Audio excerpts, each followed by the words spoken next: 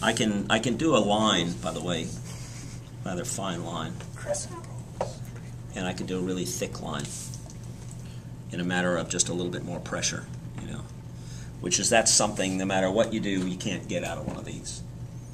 Okay, you can get the thicker line if I can go over it like 18 more times, and every time you do that, what you give yourself like 17 more opportunities to mess it up, you know, and so that's a bad idea sometimes to go over things with a marker and to do them heavier and heavier. So, brush. Okay, not a little cowboy.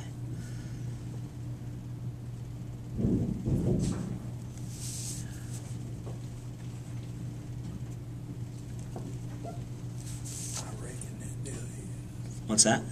Oh, I was talking cold.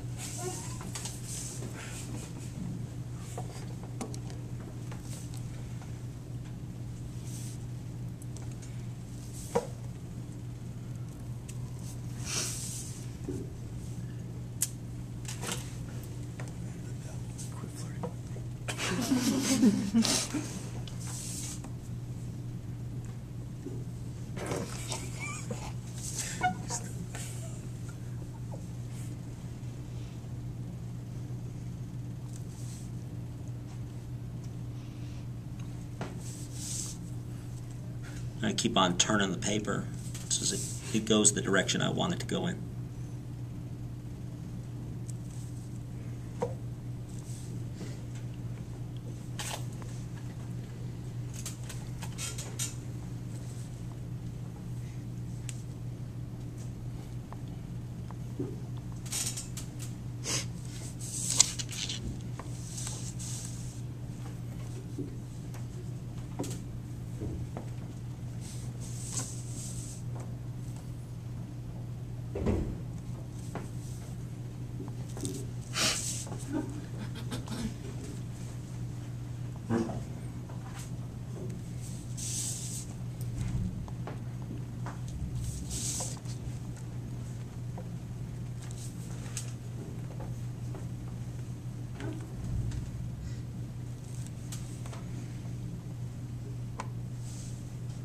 Now, this is a little time consuming, but in truth, it takes me about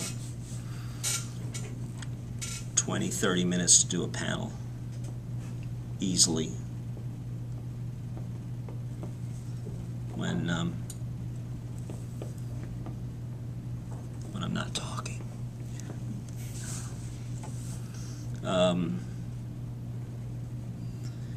But I speed up after a while. The first one or two, normally, it sucks. I don't know about you guys, but, you know, it's like getting warmed up for anything. If you're going to, you know, run a marathon or something like that, it's a good idea to warm up a little bit, or you're going to, you know, like anything, just sort of get into the idea of how I'm going to go about it. This little doodle here is much nicer than that one that I was, like, look at that. That's terrible looking compared to this one. Not that it's great art in going to the Louvre.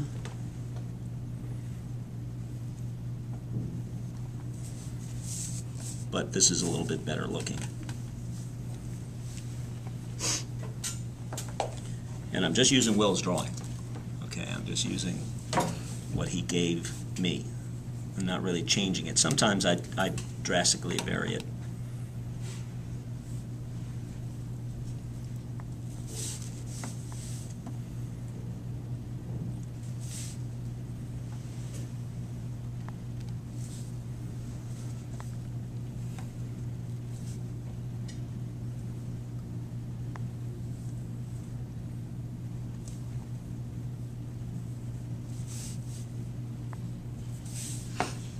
Apologize for getting in the way of seeing, but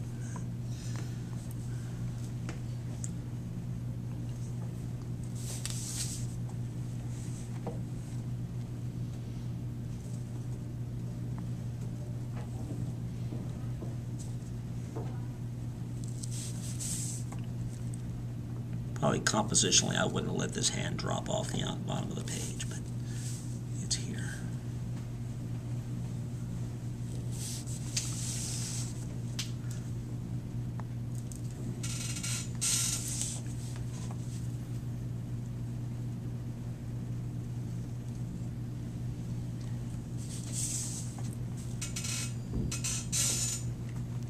Probably ought to put a round shape on his back pocket. He's a cowboy. Or chewing tobacco or something.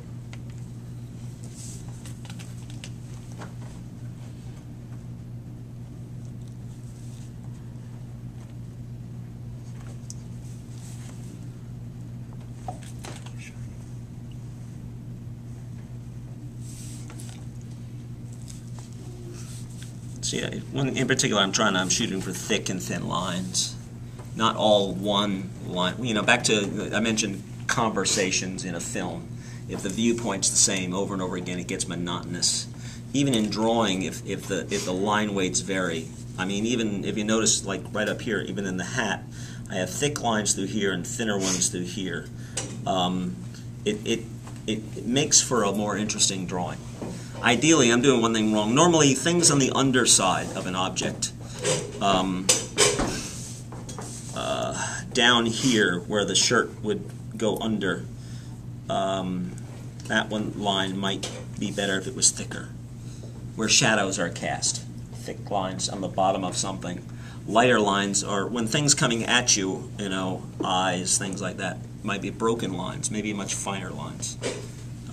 That's an old illustrator's technique in particular. You can see the bunkhouse in the background, which is once again. Does anyone have a ruler on them? Let me borrow it for just a second. I know there's not one in there. I should actually put a little one in there. I have, like for instance, the bunkhouse has got some straight lines in it, and I'm using a brush. And I could use a triangle. I did bring a triangle with me, but that probably wouldn't work with a brush very well. But it's a technique for working with a ruler. I want to put a straight line here.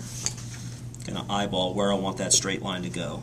And I put the ferrule. This the brush is the brush part is, well, that's the brush, and this is the ferrule here. I think that's the ferrule, the metal part.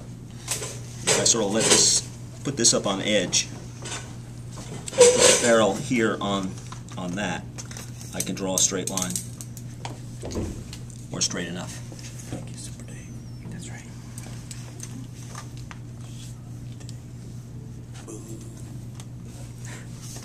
Be careful to make sure that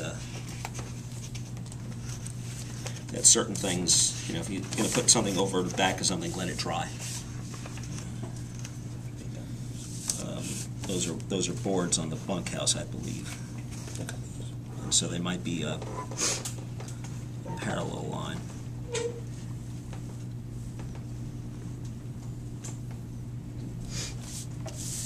Might even be a knot or two.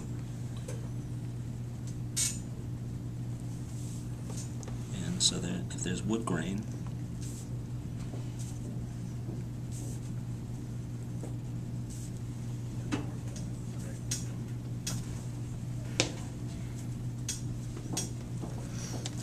bunkhouse wall. For Prismacolor gray colors, which grays do you recommend? Well, I have this little set, but in particular, don't need the whole set. Because the Prismacolors are really expensive. Yeah, and I got a deal on the set, so I didn't buy them. But I'm normally going to use something like a 20% gray, and I would buy just a few. Tomorrow, next week, the week after, I've got colors. And I bought it's a huge box of colors, and you guys can't afford that many. I know it, but I mean, part of what I mentioned a moment ago, like going broke on certain things. I had a student who's very, very good student. Years and years ago, was in my class, and he came back to visit, and he got a job the moment we turned him loose. As soon as he got his, he got this really cool gig at a children's book publisher here locally, where he got to do illustrations for years, get his foundation in what he wanted to really do, and now he's doing real well. He lives in California someplace, and I'll talk about that a little bit more. But he had this one philosophy. He said he was never going to be one of those individuals that came into a classroom and said, I couldn't do the project because I couldn't